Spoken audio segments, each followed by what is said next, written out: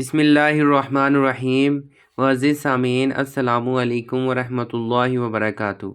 میں ہوں آپ کا ہوسٹ حافظ محمد کامران۔ آج ہم آپ کو جس ٹاپک پر بات کریں گے وہ ہے غصہ۔ اسلام کے مطابق غصہ کس طرح سے کنٹرول کیا جاتا ہے اور اس کے کیا اثرات ہماری زندگی پر رونما ہوتے ہیں، اس پر ہم بات کریں گے۔ غصے کو کنٹرول کس طرح سے کیا جائے، رسول اللہ صلی اللہ علیہ وسلم نے ہمیں پورا طریقہ بتایا ہے۔ اس کو برداشت کرنے کے لیے سب سے پہلا طریقہ تو یہ ہے کہ جب انسان کو غصہ آئے تو اعوذ باللہ من الشیطان الرجیم پڑھے۔ وہ شخص کے جس کو غصہ آ رہا ہو، ایک حدیث میں آتا ہے نبی کریم صلی اللہ علیہ وسلم نے ایک شخص کو دیکھا جس کو شدید غصہ آ رہا تھا، تو آپ صلی اللہ علیہ وسلم نے فرمایا کہ میں تجھے ایک ایسا کلمہ بتاتا ہوں کہ اگر یہ پڑھے گا تو اس کا غصہ جاتا رہے گا اور اس سے شیطان دور ہو جائے گا، اور وہ کلمہ ہے اعوذ باللہ من الشیطان الرجیم۔ دوسرا ایک اور طریقہ ہے خاموش رہنے کا۔ نبی کریم صلی اللہ علیہ وسلم نے فرمایا کہ تم میں سے جب کسی کو بھی غصہ آئے تو اس کو چاہیے کہ وہ خاموش رہے۔ پھر اس طرح نبی کریم صلی اللہ علیہ وسلم کے بتائے ہوئے طریقے پر جو اجر ہے غصے کو پی جانے والوں کے لیے، ان کو بھی یاد رکھنا چاہیے۔ نبی کریم صلی اللہ علیہ وسلم نے فرمایا تم میں سے جو کوئی بھی اپنے غصے کو نافذ نہیں کرتا، حالانکہ اس کے پاس اس وقت قوت ہے اس کو نافذ کرنے کی، تو اللہ تعالیٰ قیامت کے دن اس کا سینہ اطمینان سے بھر دیں گے اور اس کو جنت میں داخل کریں گے۔ صحیح بخاری کی حدیث ہے، حضرت ابو ہریرہ رضی اللہ تعالیٰ عنہ سے روایت ہے، رسول اللہ صلی اللہ علیہ وسلم نے ارشاد فرمایا طاقتور وہ شخص نہیں جو کشتی میں دوسروں کو پچھاڑ دیتا ہے، بلکہ طاقتور تو در حقیقت وہ ہے جو غصے کے موقع پر اپنے اوپر قابو رکھتا ہے، یعنی غصے میں آ کر کوئی ایسی حرکت نہیں کرتا جو اللہ اور اس کے رسول کو پسند نہیں۔ سنن ابو داؤد کی حدیث ہے، رسول اللہ صلی اللہ علیہ وسلم نے ارشاد فرمایا کہ غصہ شیطانی اثر کا نتیجہ ہے اور شیطان آگ سے پیدا ہے، اور جب انسان کو غصہ آئے تو اسے چاہیے کہ وہ وضو کر لے، کیونکہ آگ وضو سے بجھتی ہے۔ رسول صلی اللہ علیہ وسلم نے فرمایا جب تم میں سے کسی کو کھڑے ہونے کی حالت میں غصہ آئے تو اسے چاہیے کہ وہ بیٹھ جائے، اور اگر بیٹھ کر بھی غصہ ختم نہ ہو تو اس کو چاہیے کہ وہ لیٹ جائے۔ موسیٰ علیہ السلام نے اللہ تعالیٰ سے پوچھا ہے میرے رب آپ کے نزدیک آپ کے بندوں میں کون سب سے پیارا ہے؟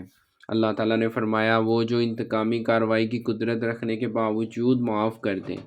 مشکات کی حدیث ہے، حضرت انس رضی اللہ تعالیٰ عنہ سے روایت ہے کہ رسول اللہ صلی اللہ علیہ وسلم نے ارشاد فرمایا جو خلاف حق بولنے سے اپنی زبان کی حفاظت کرے گا، اللہ تعالیٰ اس کے عیب پر پردہ ڈالے گا، اور جو اپنے غصے کو روکے گا، اللہ تعالیٰ قیامت کے دن عذاب اس سے ہٹا دے گا، اور جو خدا سے معافی مانگے گا خدا اس کو معاف کرے گا۔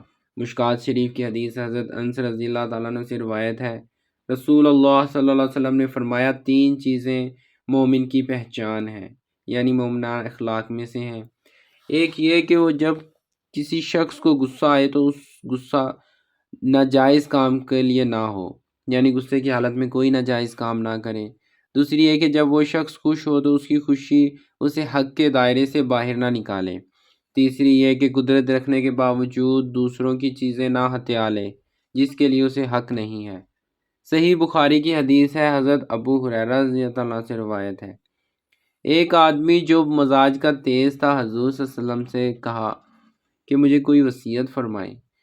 آپ صلی اللہ علیہ وسلم فرمایا غصہ نہ کیا کرو۔ اس آدمی نے بار بار کہا مجھے وصیت فرمائے۔ آپ صلی اللہ علیہ وسلم نے بار بار یہ وصیت فرمائی کہ غصہ نہ کیا کرو۔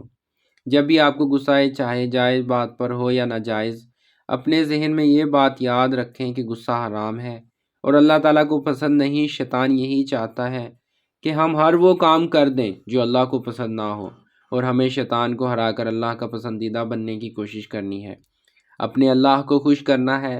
غصہ شیطانی صفت ہے، غصہ عقل کو کھا جاتا ہے، اس لیے ہمیں چاہیے غصے میں بے قابو ہو کر شیطان کو خوش کرنے کی بجائے غصے کو کنٹرول کر کے شیطان کو ہرائیں اور اللہ تعالیٰ کو خوش کریں۔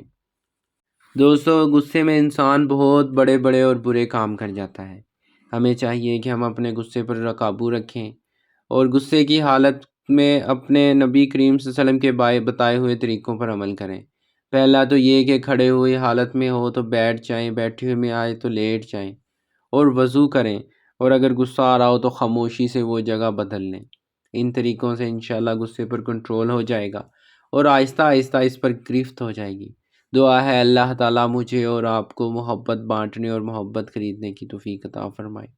اپنا بہت سا خیال رکھیے گا۔ اللہ تعالیٰ آپ کو اور مجھے اپنے حفظ و ایمان میں رکھے۔ خدا حافظ۔